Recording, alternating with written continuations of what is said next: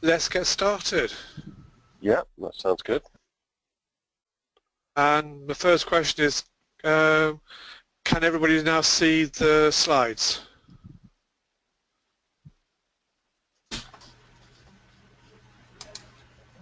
Thanks, great. In which case, folks, ladies and gentlemen, let me say welcome to the last webinar for 2016.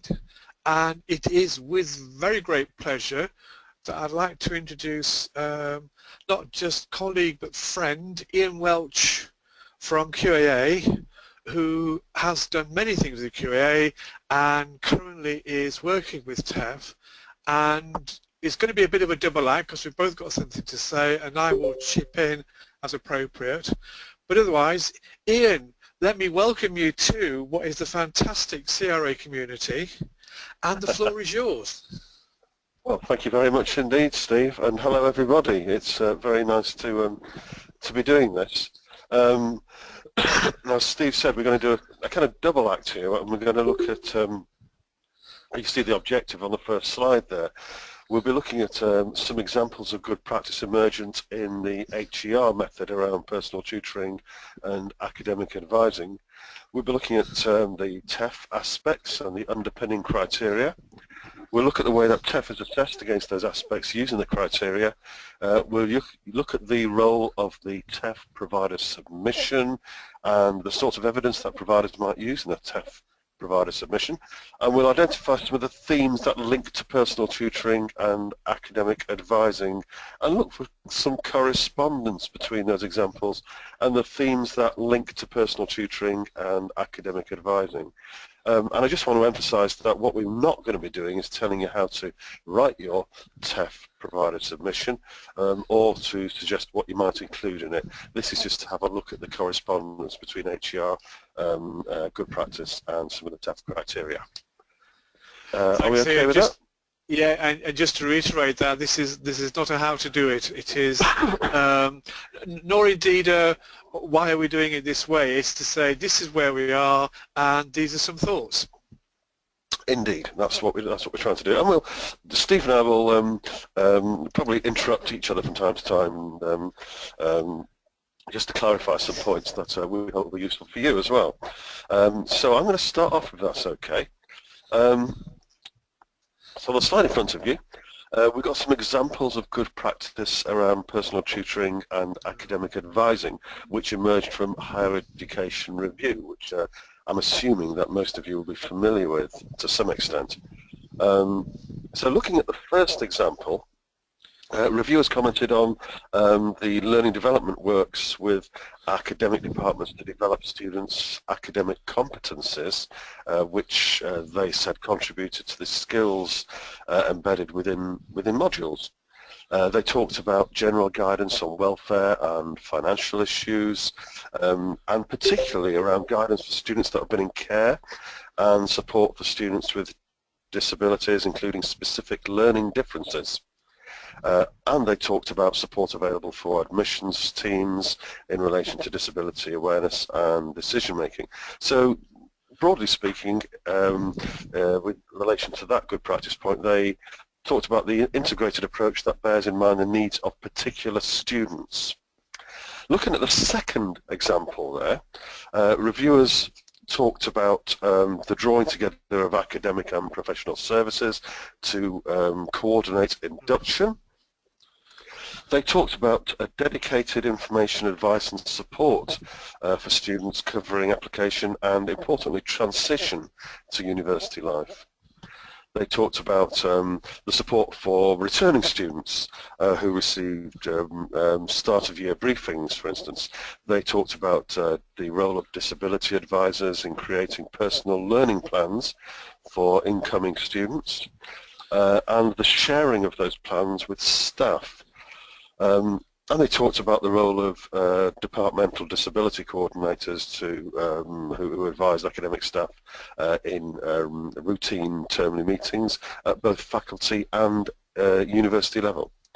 They further talked about how resources, computer software in particular, included assistive technology software, and they talked about peer mentoring schemes which enable the transition to university life for first-year students, particularly disabled students. And again, that was orientating around an integrated approach to transition, and again a focus on specific student needs that supports development, progression and attainment. Thank you, Steve. Looking at the second good practice point here, reviewers talked about the university's strategy, the policies and the procedures that are designed to facilitate students to develop their academic, personal and professional development. They talked about a coordinated approach at the University for student support, and the policies and the procedures that support progression and retention, including academic progress procedures that specifically identify students failing to engage in their studies at an early stage. They talked about the implementation of that procedure and its impact as a significant contributor to high retention rates.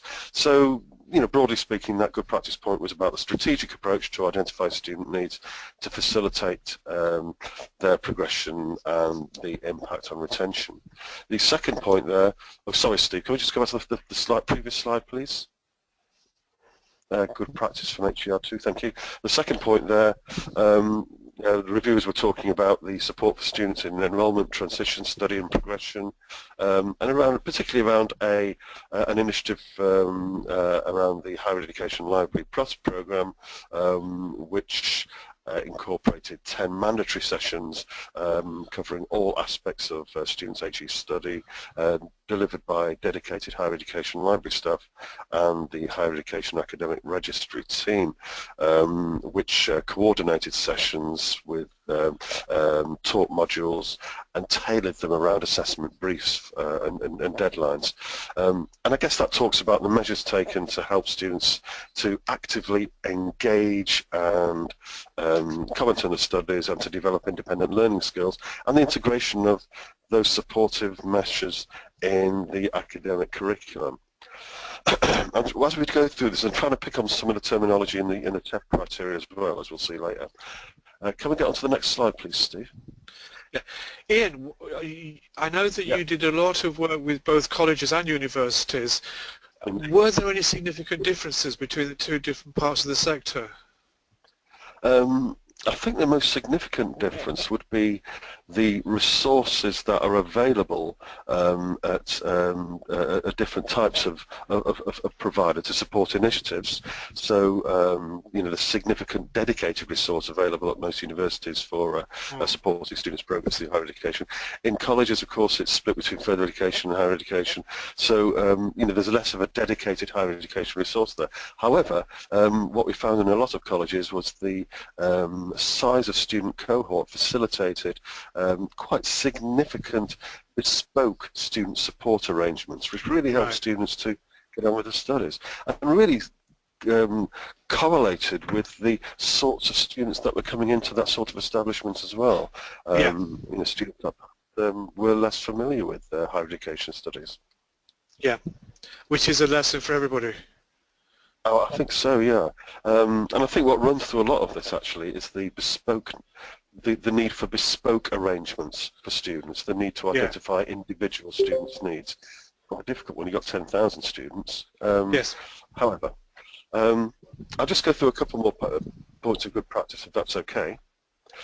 So on the first one on the slide, reviewers were commenting on the monitoring of student attendance, the investigation of individual students' absence, including bespoke assistance, including things like home visits to students to ensure that they could get back on track.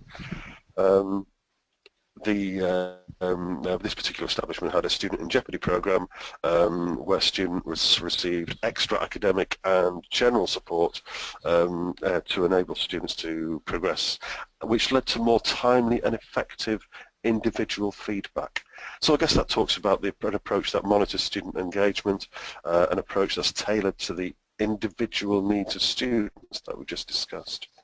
And then the last point there, reviewers were talking about the recognition of a need for retention to be monitored closely and the need for that to be part of a strategic initiative which drew on best practice that was reviewed and implemented. And I guess that's talking then about the use of robust information to inform strategy and policies that involve an integrated approach to student support. So there's a range of different approaches that are taken in that good practice, which I think you'll find will resonate with some of the TEF criteria. Yeah. If we could go on to the next slide, please, Steve. Thank you very much. Oh, sorry, that's the one, yeah, the assessment framework. Now, some of you might be familiar with this. If you're at all familiar with TEF, you might be familiar with this. So I've just identified some of the main themes of good practice in HER, and these themes broadly echo the main themes in the TEF criteria. But what I'd like to do firstly is just have a look at the how teaching excellence is measured. Now, there's comprehensive guidance available on the web, on the HEFCE website. So I'm not going to take too long over this. Now, TEF uses the assessment framework to analyse provider TEF submissions. You'll be aware that providers are now making a decision as to whether they're going to put in a submission for TEF. And this framework orientates around 3 aspects of quality that you see in the top line there, each with specific assessment criteria attached to them, which you see in the second line there. And the assessment looks at evidence of performance against these criteria. And the evidence against the criteria includes the metrics, which you see itemized in the diagram there. And now there's 2 metrics for each aspect of quality, which are based on outcomes for student satisfaction. That's metrics derived from NSS. Retention rate, that's metrics derived from HESA, non-continuation data, and employment outcomes, which are derived from DLHE data. And the metrics are split into subgroups, which reflect widening participation priorities and the results for different student cohorts, so a more sort of granulated approach to data there. In addition to those metrics, you've got a provider submission, which is written by the provider and is an opportunity to provide additional evidence for the assessment teams, provide context, and to some extent explain the metrics performance and to demonstrate performance for specific student groups. And we'll talk a bit more about that in a minute. I think it's worth mentioning that TEF maintains that teaching quality is best considered in the context of students' learning, and that the outcomes of student learning are determined by the quality of teaching that they experience and the additional support for learning that's available and what the students themselves put into their study, supported and facilitated by the provider. Now, in that statement, there's plenty there about the linkage between student support and teaching excellence, which is really what I want to dwell on during this webinar. And the assessment framework considers teaching excellence across these 3 main aspects, which talks about teaching quality, learning environment, student outcomes and learning and gain, and the analysis of all that will result in an outcome of a rating of gold, silver, or bronze. Could we have the next slide, please, Steve? So, what makes up a TEF application from a provider? Well, you see them here, really. You've got 3 aspects here, three components. These components are what are looked at by the TEF assessors to make their judgment. They'll look at these against the TEF assessment criteria, which, as I mentioned earlier, recognise the role of good student support in teaching excellence. And you'll see there that the first 2 components there, contextual data and metrics, are provided by HEFCE. They exist in the public domain. They're just drawn together and reflected back to the provider. And then you've got the last one, the submission, which I mentioned previously, which is prepared by the provider. So we'll talk a little bit more about the provider submission. Okay. Can we have the next slide, please, Steve? Thank you. So this is the 3rd component, the provider submission. I want to talk about this largely because this is the aspect that the provider is solely responsible for. it's an opportunity for the provider to add any additional context that explains its mission, its characteristics, that aren't fully captured in the standard contextual data which HEFCE draw together. And it could include some things like an elaboration on the mission, collaborative provision, perhaps arrangements with other providers, knowledge exchange activity and so forth. In effect, it completes the story begun in the metrics. It fills in the gaps. It paints a more complete picture of the provider. And we encourage providers to focus the submission on current and recent performance against the TEF assessment criteria. And in doing that, it's likely to underline the role of the support offered to students to enable them to develop, to progress, and to attain. Coming on to the next slide, please, Steve.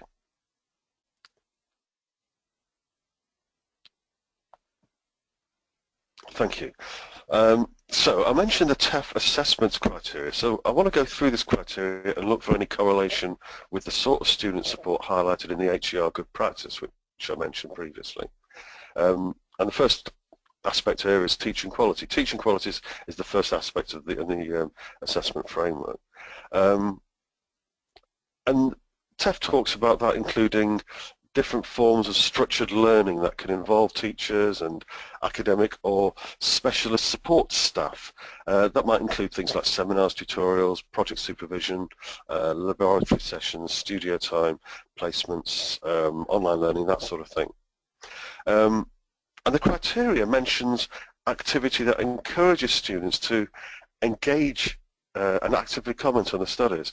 That stretches students, that enables the stretching to develop independence, knowledge and understanding, all underpinned by effective feedback that supports students' development, progression and attainment. So I want to look at some examples of evidence that providers might place against that criteria. Can we get on to the next slide, please, Steve? Thank you. Thanks. So these are some examples of evidence that might be matched against the teaching quality aspect. And some of the phrases here are quite important, I think. They resonate around the monitoring of student engagement with the studies, student involvement and support and feedback. So I think you can see perhaps in that selection of examples that there is that correlation between teaching excellence and what supports teaching excellence through the activities of supportive and tutorial activities. Can we get on to the next slide, please, Steve? Thank you. So here's the second aspect of the TEF framework, learning environment. I want to look at any resonance between the criteria and student support. And TEF talks about the learning environment, excuse me, including the effectiveness of resources such as libraries, laboratories, design studios, things like work experience, opportunities for peer-to-peer interaction, extracurricular activities in supporting students' learning and the development of their independent study and the development of their research skills. It talks about a personalised academic experience which maximises retention, progression and attainment. And I think when you look at the criterion in that WE diagram, it talks about skills development and support that's tailored to the individual, which of course resonates with some of the things which we were talking about in the HER good practice. Could we look at the next slide, please, Steve? Thank you. So again, here's some examples of evidence which could be matched against the learning environment aspect of the TEF assessment framework. And again, there's key phrases which are picked out there, key phrases that focus on supporting transition and the use of information to inform actions that support students to progress and develop. And again, I think we can see that in the context of some of the good practice which I was citing against the higher education review good practice. Can we get on to the next slide, please, Steve? Thank you. This is the final aspect of the TEF assessment framework, and it's around student outcomes and learning gain.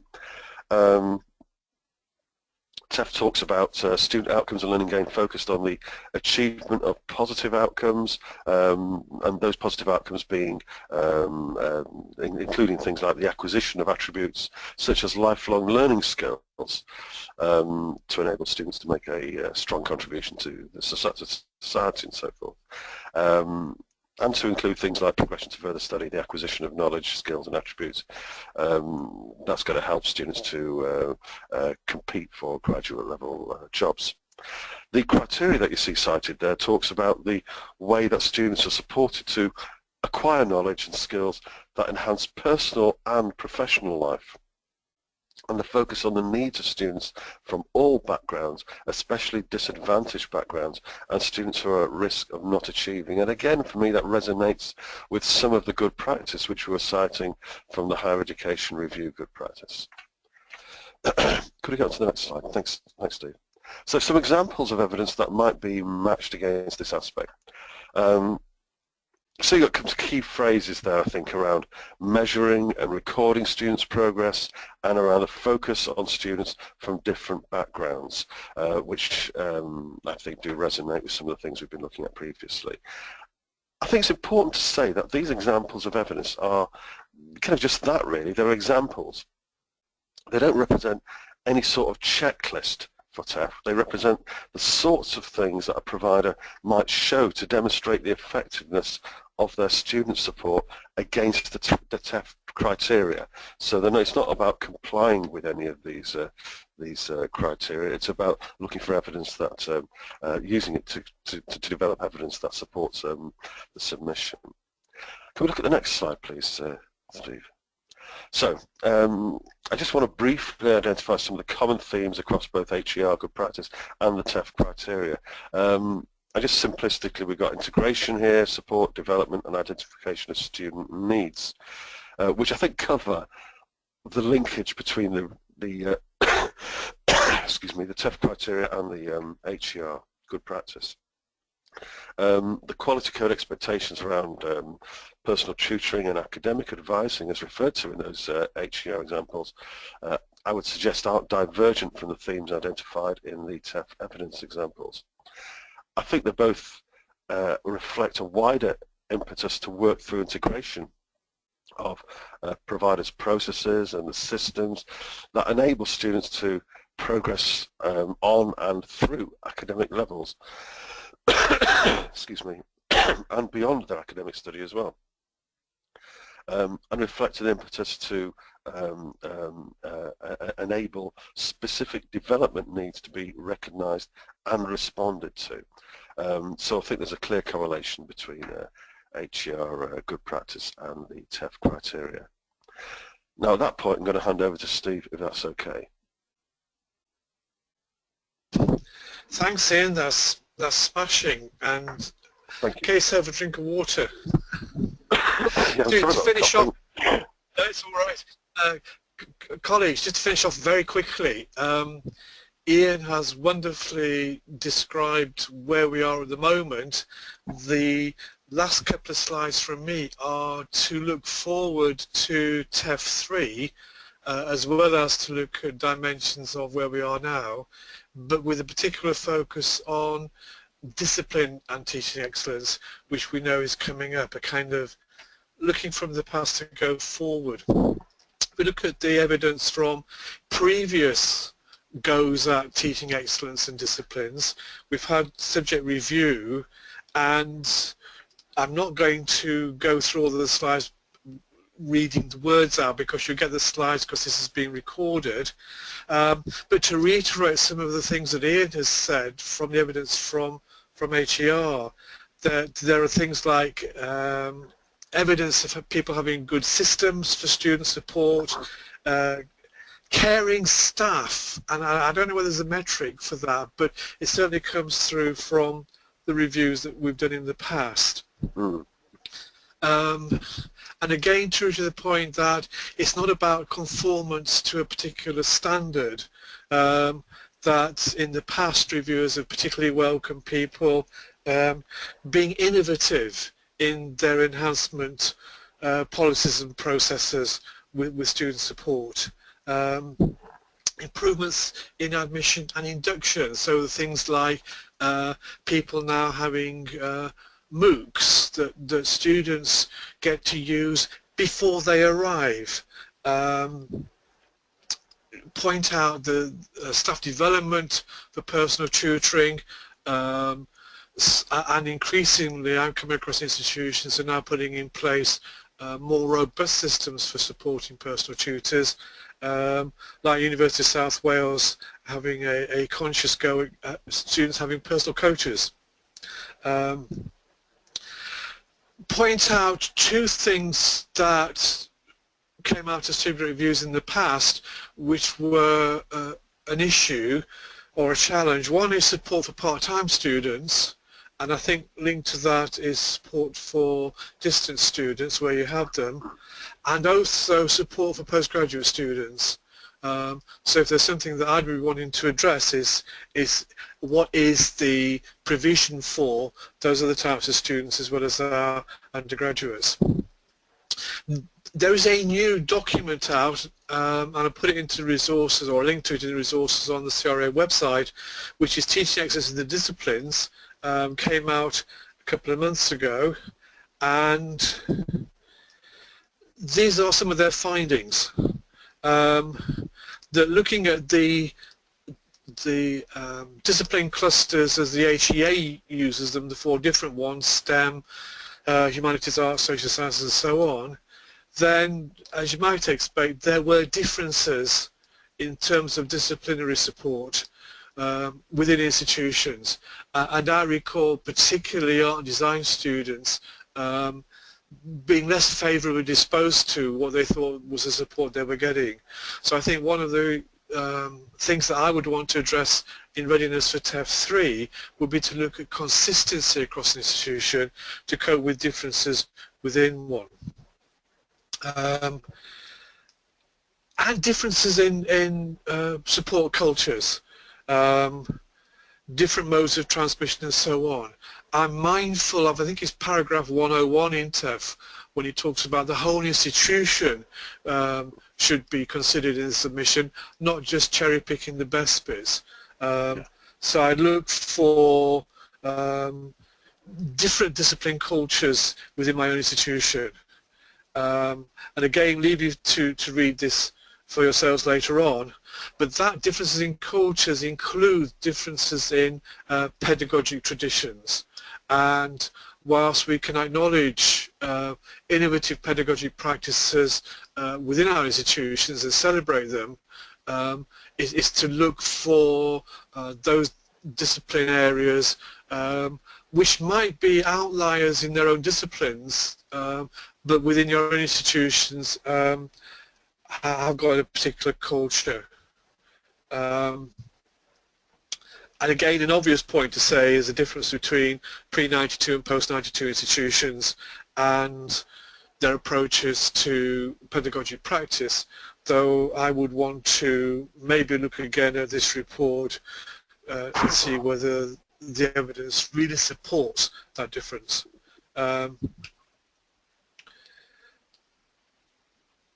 Looking at new technologies and where things are now different from when we did subject review 20 years ago, I think it's the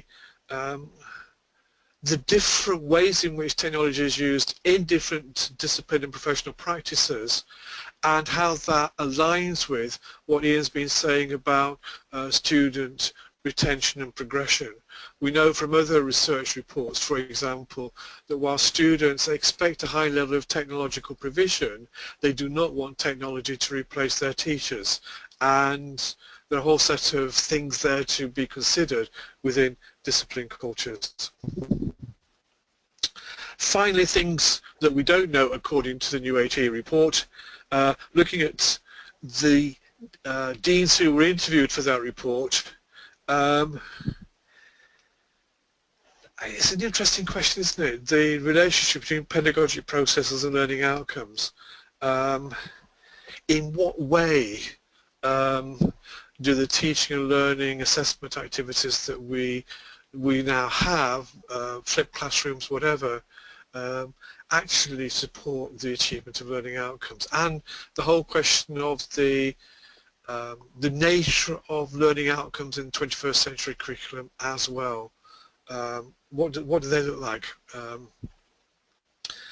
And again, going back to what Ian said earlier on, the way in which discipline and professional groupings themselves support diversity in the curriculum, and indeed where diversity in some subject areas may be greater than others. Finally, looking at the third element of Ian's presentation around employability and positive outcomes, and that is, how does one actually describe that in the 21st century, where uncertainty is a way of life, and again particularly in subjects rather than others, looking at not just employability but entrepreneurship. And with that in mind, Ian and I have come to the end of our presentation. So we have a cool you as our final slide, and that is definitely the instruction. But otherwise I'll stop now and say, colleagues, any questions?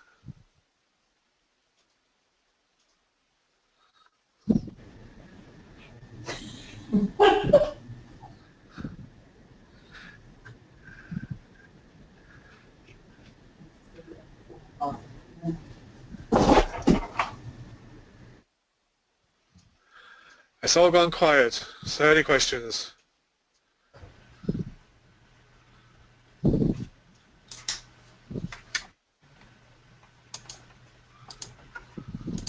That was very helpful, so thank you very much for that. Thank you. Can I ask, where does the here fit into any of this, or does it? Well, what do you think, Megan? That's nasty. Yeah, I think it has a place. Obviously, it's mentioned in Joe Johnson mentioned it. I'm just wondering where with CRA, where this might fit into, obviously evidencing the value added and the learning gain.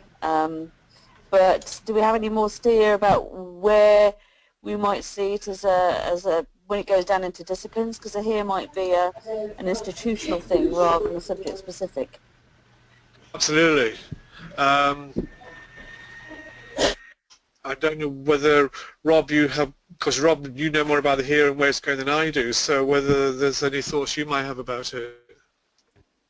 It's a good question, Megan. I think I was just thinking about what Ian was saying earlier about the provider submission being very much for institutions to contextualise their institution and the student experience within that institution.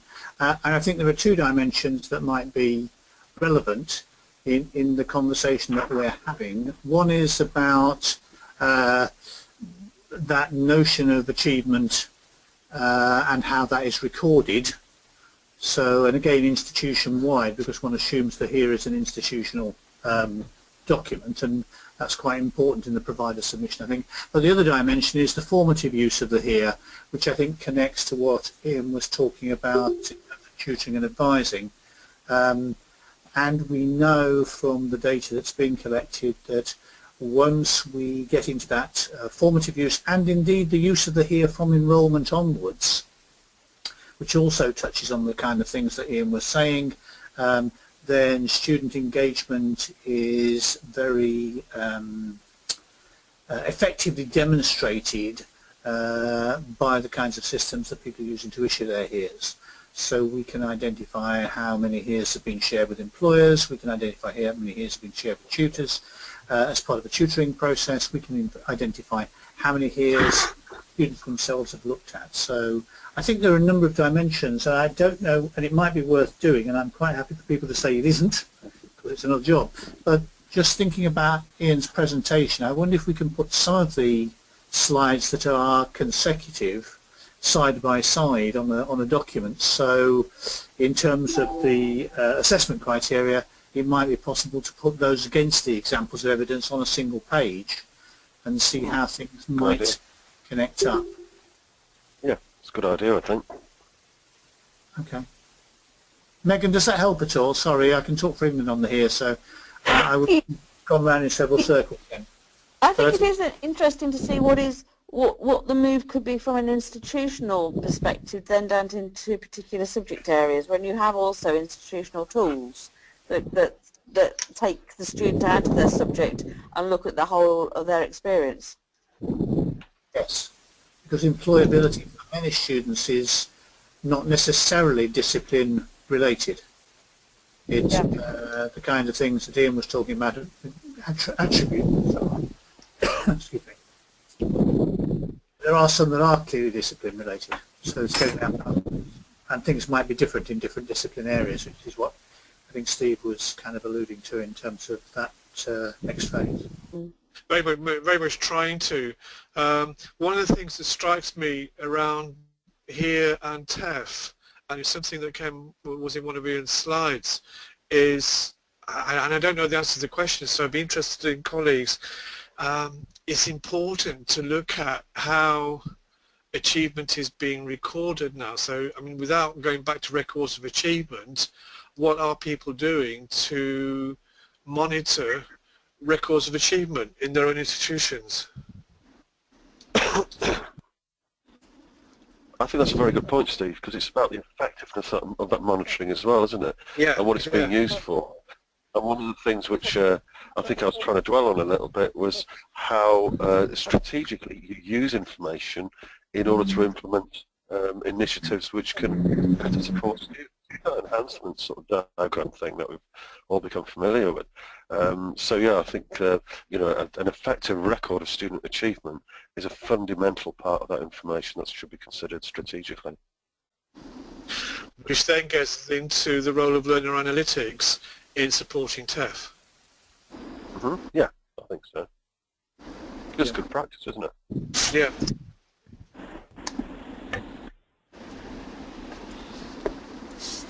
Just writing down the fundamental element quote. Oh. But I'm sure you're right. I think, particularly if, notwithstanding that move to discipline-based dimensions, the issue, as I understand it, in the current provider submission requirement is it's not appropriate for people to say, well, in the department of pottery, they've got a fantastic personal tutor system. And say nothing about it being a personal tutor system anywhere else. So it's got to have an institutional, it's an institutional provider statement, not a collection of isolated enthusiasts doing interesting things which don't really reflect the institution as a whole. Is that fair, Ian, or am I misrepresenting? That's absolutely right, Rob. If I'd had more time, I would have talked a bit about that. Yeah, this is an institutional provider submission, and although you might want to you know, mention isolated examples of good practice in small areas of the curriculum, they do need to have a resonance across the whole of the provider, because otherwise you're using up those precious 15 pages on something which isn't really going to carry much weight.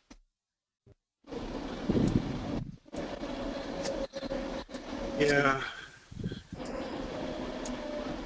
Ian, we just had a good question from Paul, and to turn it around a bit, and that is that our perspective is looking in kind of a policy way. If you were an individual tutor on the ground, what would we say to them in terms of taking this agenda forward? In terms of, in the context of TEF? Yeah.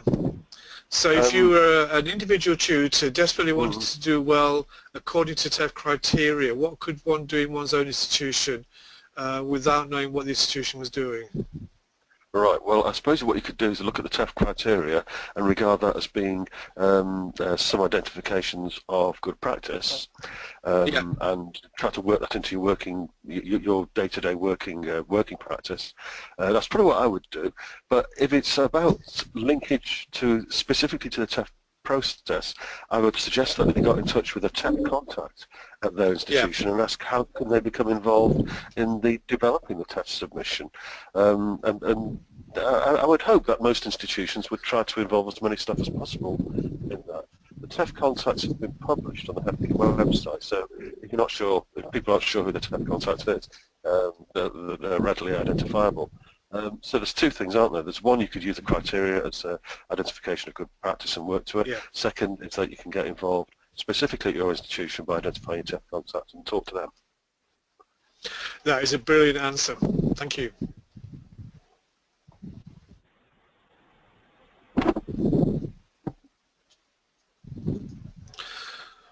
Colleagues, any more questions, comments, queries, advice?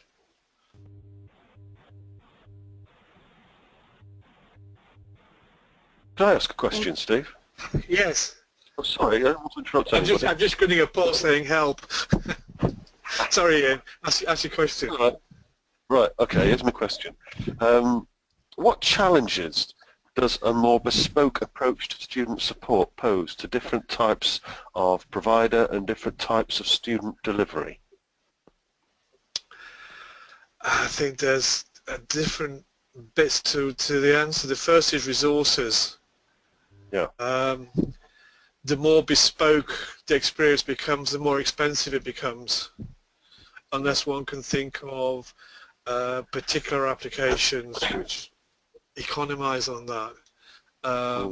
Hence of places like Cardiff using MOOCs in order to provide a less expensive way of having a bespoke program for people before they arrive.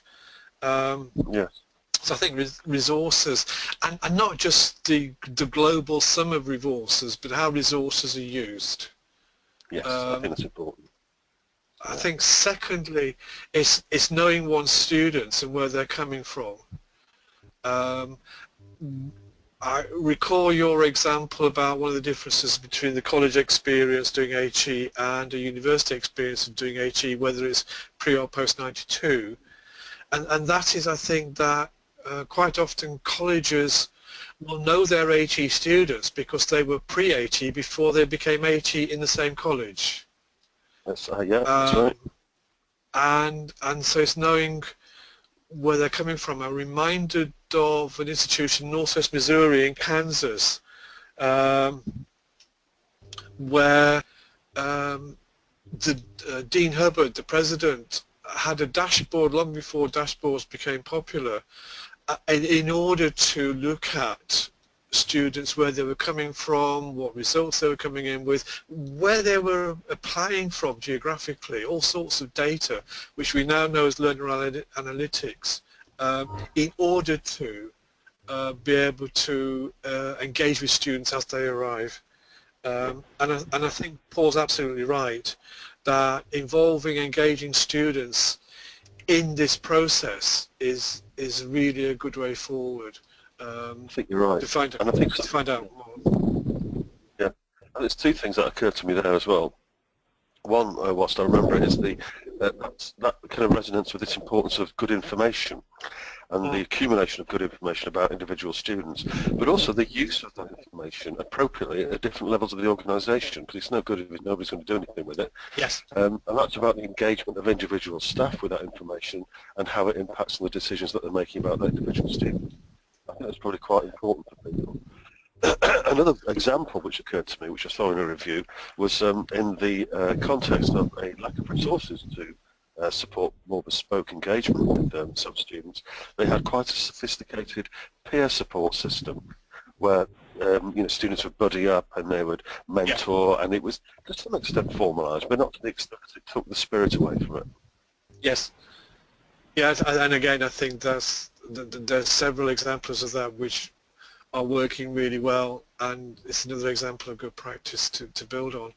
It leads, or the whole discussion leads to another hot potato question, which I'll send back to you, and that is the whole question of attendance and attendance monitoring. I know a number of institutions now for whom that is a really difficult question which they're trying to answer. Yeah, so this would be about, I don't know, I'm thinking about my kids' experience at university, where maybe they didn't bother going in quite as much as they could have done. And to the extent to which that impacted on their performance or didn't impact on their performance as well. Or did it? Yeah. Yeah. And that's quite interesting, isn't it? But I know I can only really think of this in the context of personal experience in a way. But I know my son, who perhaps didn't go into as many lectures as he should, was getting the letters from the university, was being it was pointed out to him, perhaps that he's not going to pass if he doesn't turn up. Yeah. So he did feel a compulsion to turn up from that scrutiny. Now, to what Yes. extent that could ever be carried through, I'm not quite sure, but it did make him think, oh well, perhaps I ought to be turning up for those, art history lectures or whatever, so it did have an effect. I think the issue there really is to what extent can providers actually follow that through with sanction if needs be. Yes. Or support. Yeah, or support. Yeah, quite. Or support. Paul's asked the question. It's a straightforward one. Is attendance part of? Is it a criterion for TEF reporting? No. No. No, I mean, there's nothing in the criteria about attendance, I don't think. But if attendance is impacting on a student's ability to progress and so forth, I guess the expectation, as it would have been in HER, is that the institution would have noticed and would be doing something about it. Yes. Yeah. Thank you. Colleagues, any more questions, comments, queries?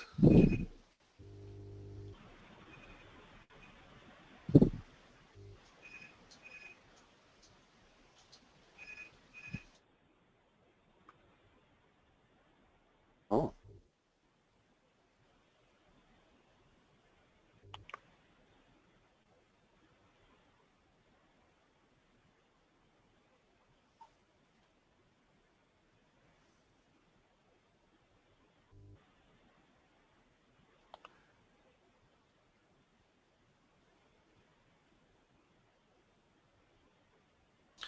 Folks, it's all very quiet, so I suspect that we have run out of the possibilities.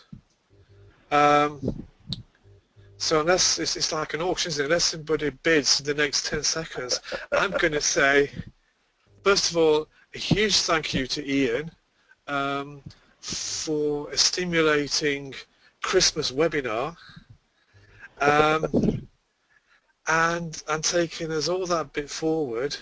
And after that, to say to you all, have a great Christmas break and hope for a very possible, very positive, very productive, and anything else beginning with P, having a really good 2017. Yeah, have a great Thanks Christmas. all, and Merry Christmas. Yeah, and Merry Christmas to everybody. Thanks a lot.